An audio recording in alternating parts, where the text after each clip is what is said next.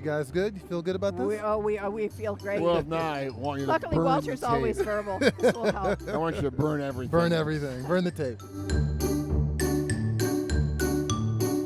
Hey, what's up, Previous World? Troy Jeffrey Allen here, and I'm hanging out with Walter and Louise Simonson. Louise and Walter Simonson, however you want to do that. And so you guys, Hey, folks. between the both of you and collectively, you've created some legendary characters, some big fan favorites, some classics. And so now we're going to test your character building skills with these Minimates from Diamond Select Toys. And we're going to ask you some questions about your career in comics because, like, it's interesting and it's fascinating. Of course, Previous World is here to talk about comics, right? So, just to explain what we're doing here for the people here, because I already explained to you guys, but these Minimates are basically like have been disassembled. And so we have like legs and torsos and capes and heads and hair and all this other stuff, right? And so what we're going to do is like just build them as we go. And then at the end, we're going to prop them up here and do a little, name these characters. And then, like, you know, that'll be it. And hopefully we'll give you some insight into the world of Walter and Louise. This feels like an IQ test I am not going to pass. Well, you know, truthfully, all three of us would probably fail it if that's the Well, I'll feel better. Actually, our big question starting off is, like, I ask this to everybody, is how did you get started? How did you guys get into comics as fans? I started reading the Warren comics before. The horror stuff, yeah. And then I was hired to work there, which is really nice. Mm-hmm. And then from there, I segued over into Marvel and then DC. Mm-hmm.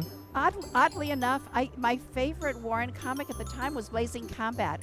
Was actually an anti-war comic. Anti-war comic. Yeah, so you did a good job with that. Awesome. I love that. I was reading comics really before Marvel began really putting out comics, superhero work. Right, yeah. Before Marvel as we know it, right. The Marvels, you know it. And mostly the monster books Marvel produced they didn't show up where I lived. They were not distributed. So I didn't see those till later on. But when I was in college, I discovered Marvel Comics. I kind of quit reading comics somewhat by that time. Discovered them, loved them, got into them. I read Journey to Mystery of Thor first.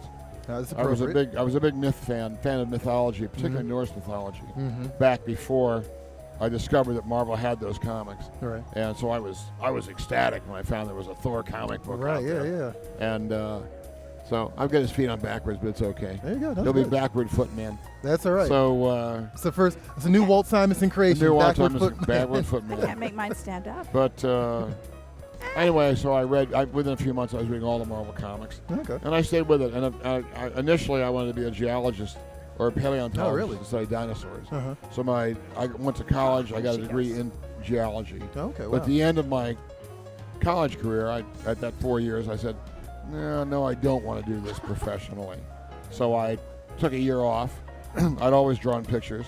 I never thought about drawing comics, but I loved them. And I went to art school, transferred essentially. Went to art school, the Rhode Island School of Design, and while I was there, I started drawing comics to actually produce them.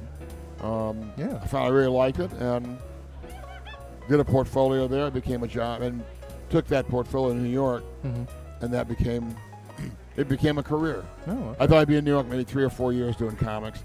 It turned out, no, 40-some years later, 45, I don't want to give the number, I'm off and doing it. And we're both grateful for it, all grateful for it, that you still so it worked out okay. So how did you two meet? Like, was it like, did you meet at work? Like, is that how this came together, or? Just through mutual friends, through Archie Goodman and his wife, Ann Murphy. I was working with Archie on Manhunter, which was the first series I ever did for anything, for any comics. I began doing that 6 months into my career. I'd met Archie, I'd done a little work for him. He liked what I was doing, so he asked if I wanted to do Manhunter, which is a new book or new strip he was putting together for Detective Comics. And Louise was a friend of theirs. I did not know her at the time. And I called up one day and I should let you tell this part of the story. Oh, I'm sorry, honey. I wasn't listening. I was playing with my toys. It's the Archie. I could tell Louise was like really into it. I'm looking for a little piece for my little blue guy. Blue body for the little blue feet. Okay, what was it was my calling Archie and getting you from Manhunter.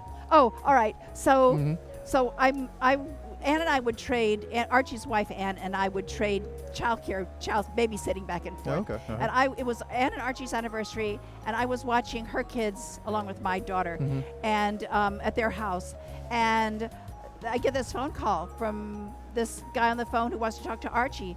And I said, like, who are you? I guess whatever. And you said, you're Walter Simonson. I said, oh my God, you're the guy who draws the great hands. And we don't remember meeting physically, right?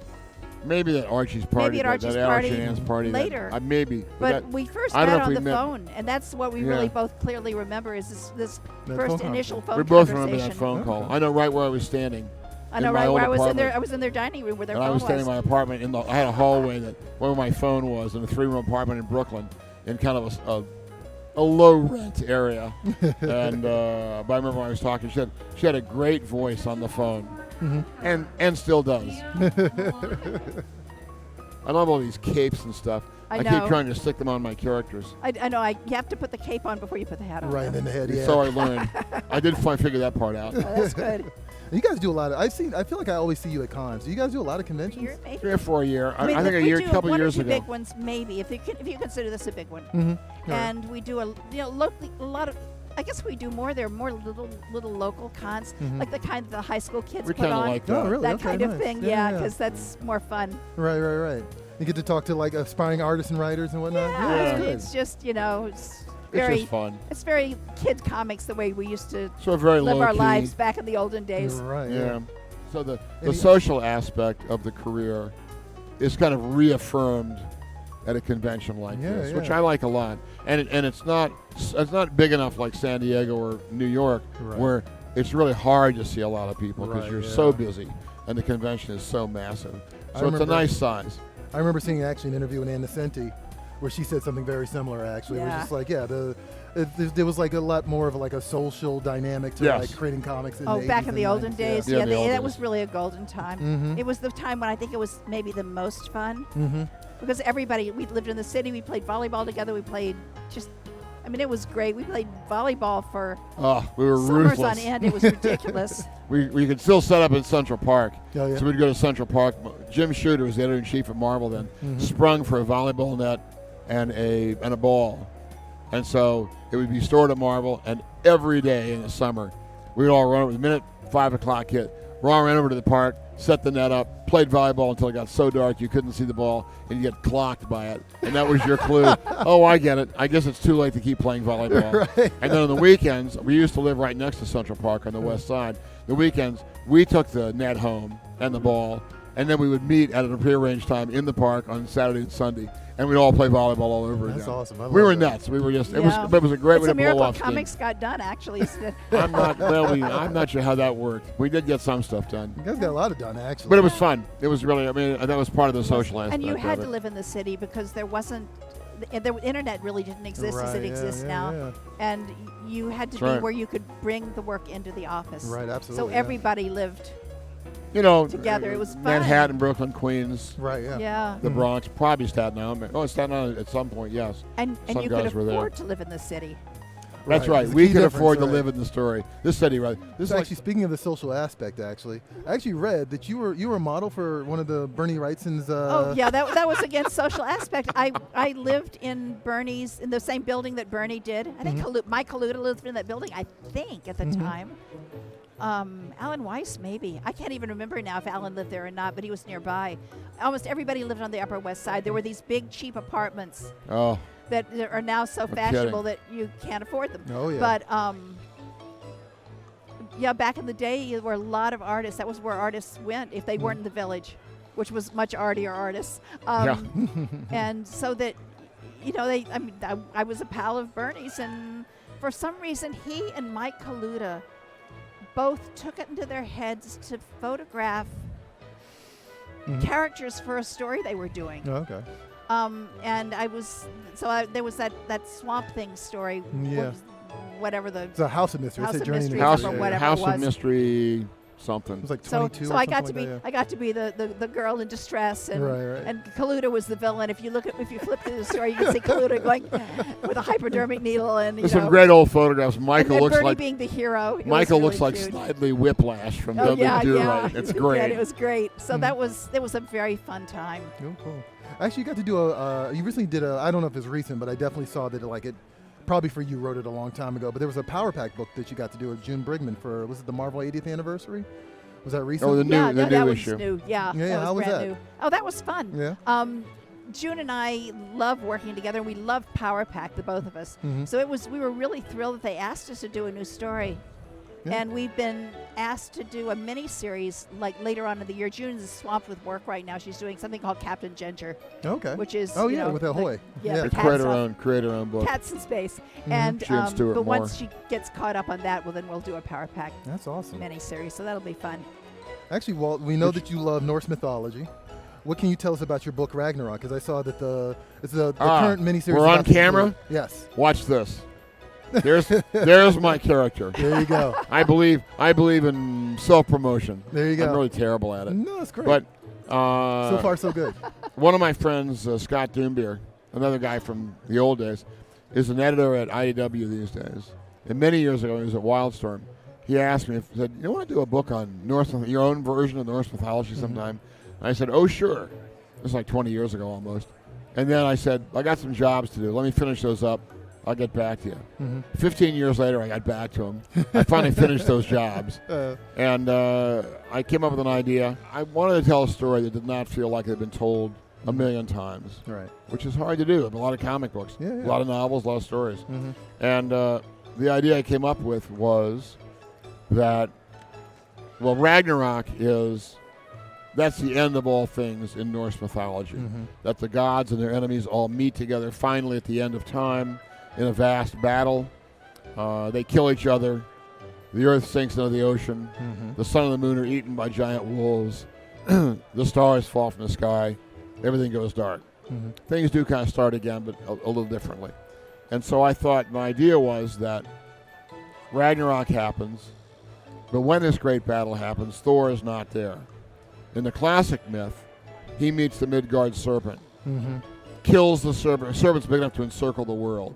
He kills the serpent with his hammer and steps back 9 paces and is overwhelmed by the effluvia or the poison or the blood or whatever gushes from the dying serpent. That's Thor's end. So in my story, Thor's not there for the battle. And because he's not there, the bad guys win. No one kills the Midgard serpent. And so my story is the worlds all collide. Sun and the moon get eaten. The wolves who ate them don't do very well because if you eat the sun, you have indigestion. And so the wolves fall to the ground. So now there's this vast land of all 9 worlds of the Norse myths all crammed together or all laid out together in a huge land. And somewhere there are 2 giant rotting carcasses of wolves, one with the sun, one with the moon, gleaming out of it. So daylight doesn't change. It's just kind of this twilight all the time. So the realm is called the Dusklands. And the bad guys carve it up like feudal fiefdoms and live on it. And there are people, the humans left, and the dead, walking dead, the Draugr of Norse mythology. And after hundreds of years, Thor comes back looking like this. So as long as one god is still alive, Ragnarok still continues. Yeah, right. And that's my story. Okay, I've done awesome. 2 6-issue arcs so far. The Right. third arc, The Breaking of Helheim, is coming out right now on a bi-monthly basis. Okay. Yeah, no, I love that. And So actually, it's I think fun. So before we close out here, I wanted to go ahead and see if we can name some of these creations that you've made All right, over here. let me see. Again, What- you guys have given us greats like Apocalypse, but what do we have? What do we have I here? keep making my guys too fat to take their capes. Oh well. All right, we got a lot of guys. I'm done. Okay, here. Okay, this is the great granny ghost. Great Granny Ghost. I love that. Okay, this is the grim green goblin. Nice. This is, who is this? I'm not sure who this is. This is somebody who has a fine fashion The sense. purple cloak. Oh, this is Granny Grayness. Granny okay, Grayness. there's Granny Grayness. Okay. Okay, that's good. You can go next. What about you, Walt? What do we I'm have sure you here? have Who do some. I have to look at them. My trouble is I know all the names of old characters. I know, me so too. I keep thinking of all these other guys. I think this must be the gritty robot. The Gritty Robot. Mr. Grit. You can get him right That'll there. be so Mr. Johnny can Grit. get him on Yeah, camera. he's actually a sidekick of the Granny, Yep. whatever her name is. This must be the Green Phantom. Okay, there you go. That one right there, and this one. That guy has a fashion sense. Yes, he does. I Like the boxing I glove. think this is the Red Boxer. The Red Boxer. I The like Scarlet that. Boxer. The Scarlet The Scarlet Boxer. Boxer. Even better. It's like War Machine and Well, that or a couple of things. kind of like Darth Vader Jr. Okay. If Darth Vader were a girl. Darth Vader girl. Diane Vader. There you go. Oh, I think you're going to fall Might have a over. little trouble there. How about very violet Vader? Oh, well. Dead Vader. She didn't like her name. Couldn't maintain the force. That's right. The trademark folks got us on that one. I still think this got to be the ragged something. I'm not sure the ragged what. Muffin? The ragamuffin. The ragged muffin. I like that. That's a good one. Flaming Idiot. I'm going to go with that one. Okay. I like that. That's my favorite. I vote for that one. This one is lens flare. I don't know why. And we're going to go with Destroyer Dan. How about that? Outstanding. Actually, love that. Fabulous. Okay. Thank you very much for doing this with us, guys. I appreciate it. I It know was you were our looking forward pleasure. to playing with Legos. So. I did. I was quite happy. This was a lot of that was fun. It was hard for me to have a conversation when I was having so much fun. That's We're playing with the boys. non-Legos. I'm playing with the non-Legos, right? The Minimates. But There you The go. Minimates. Minimates, yeah. there you go. But guys, be sure to keep a lookout for Louise and Walt's books as they're coming out in your local comic book shop. Of course, support your local comic shop and check out more of their work on previewsworld.com. And I will see you at the spinner rack.